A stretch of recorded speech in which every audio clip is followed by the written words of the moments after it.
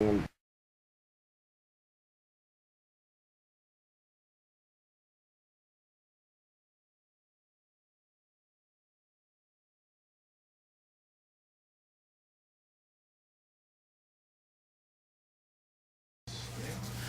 Black Panther on right now, so I'm gonna just kind of show you this real quick. Here's the Darth Vader helmet. I'm in my son's room, and I'm gonna be putting the screens in right here and here while I watch the movie. I just went to Walmart and got some of this stuff. It's just window screen, and I'm gonna kind of double it up. I'm going to put it in using JB Weld. So hopefully this room, it seems dark on here, but hopefully I can lighten it up to where you guys can see. Alright, so I did 4 sheets stacked on top of each other, and I put it all in with that putty. It's an adhesive putty. You just put it on, and the cool thing is there's creases all in here. And so while you're putting it in, you shove it in, and then the putty grabs onto the actual film itself, to the actual graded stuff, and it goes straight through to the plastic and sticks to the plastic and the graded stuff. And you can basically just shove it down and then take your finger and smooth it out and smooth it down the actual indentions that's inside that make up that outside shape. You can see there. And then that's what it ends up looking like right there. Perfect graded. That looks really good. And then we'll just do the same thing for the bottom. And you can see in the bottom the indentions that I'm going to put it all along. And then I'm going to go along that top indention part there. So, and I'm probably going to do the same thing. I'll show you guys the, we'll be putting the visor parts in, eye pieces in after we get done with the graded. Well, no, I think I'm going to give it another spray to equalize all the color, make all the color one color. Alright, so as you guys can see, this is the inside of the mask. And it's dried. I put these eyepieces in here with super glue, but it didn't end up working. It wasn't strong enough to hold it. The bad thing about adhesives is when you're putting plastic in, it tends to, like here's a good example of it here. You can put like the super glue here, but then you see around the super glue there's still like a little fog looking stuff.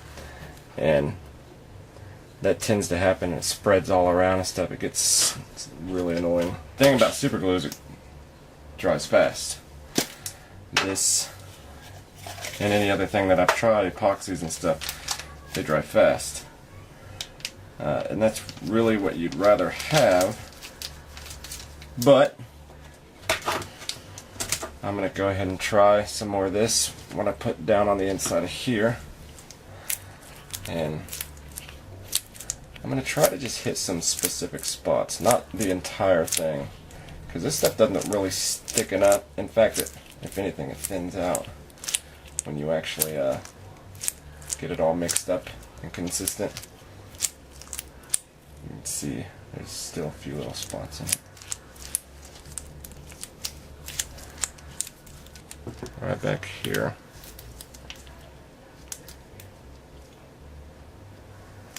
You know what? You don't want to touch this with it. So I'm just going to push this down. I'm going to push this up against it while pushing in on it.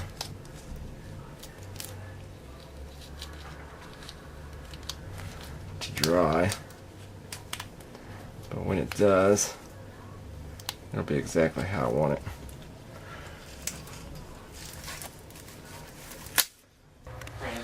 So at the last minute I decided to take this that I put in the Deathstroke helmet. You know, this little flimsy 97-cent stuff you can get at Walmart.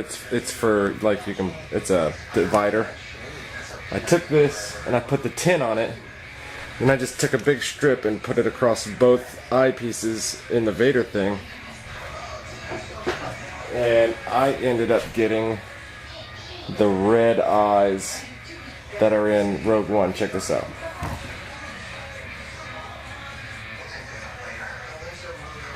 Isn't that cool? It's got a red tint to it. I love it.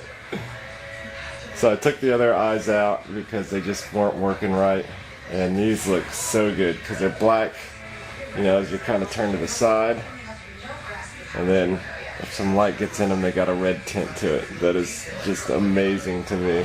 And all I did is put them in with tape, because this stuff is so thin that it just bends really easy. This tape sticks to everything and holds it down really good. I put a little triangle in the middle for the nose to make sure, you know, and I'll probably round out those edges so there's no sharp edges. But I mean, even when you look at it like this, you can see the red in the eyes. I think that is legit.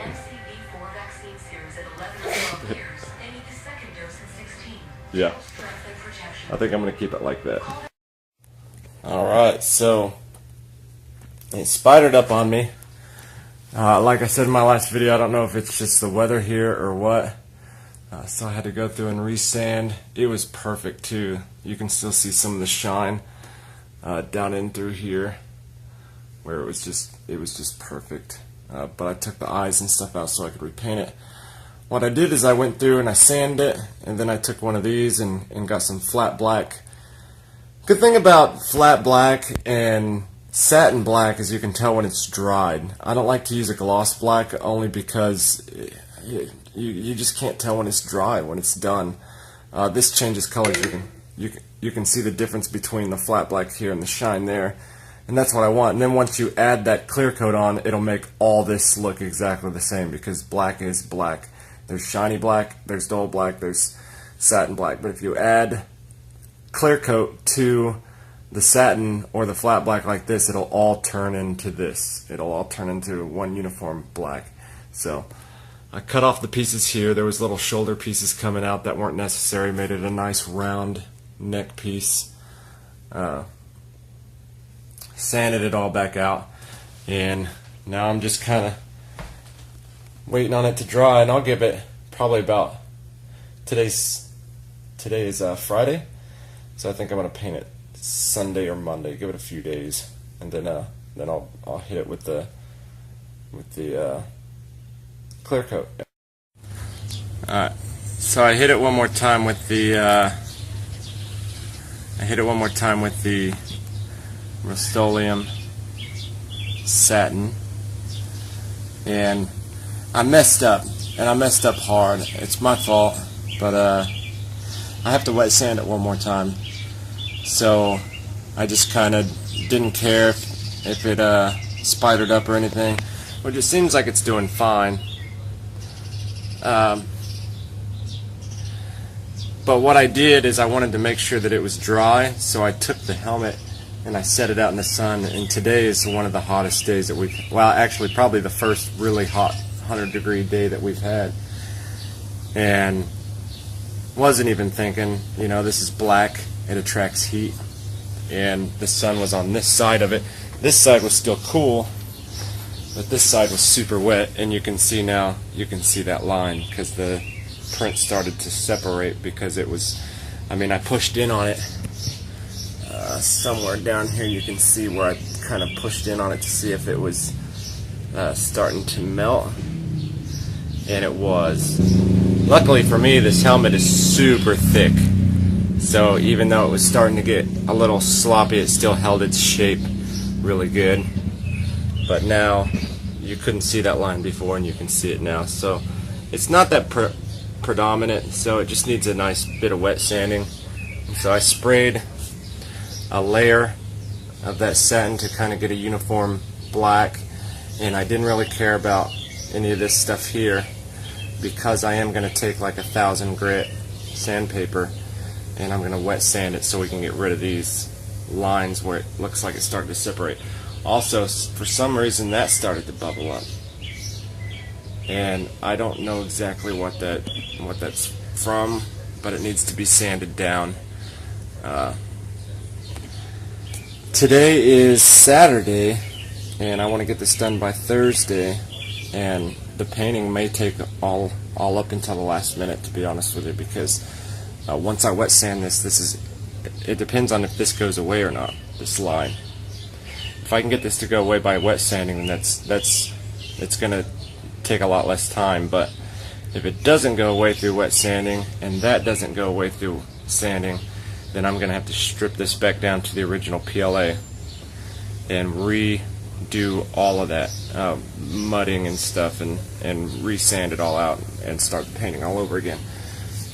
And that process will take more than about a week and a half to do. So that's my fault, and that's what sucks about PLA, and that's why I wish the Anycubic i3 Mega was better at ABS, because if it was better at ABS, then it wouldn't have melted like that. But this is kind of all you can really print in until I figure out. I think I'm going to build me a box for the Anycubic, so when it gets back up and running, I can put it in a box for ABS, and then anything that's black like this, we won't have to worry about the sun. See, you can see these lines here too. It seems like it just started to separate away from the stuff that I put down to smooth it out. So I think the wet sanding should work, guys, and you'll see. We'll go ahead and switch over to that and show you guys what it looks like after a bit of wet sanding.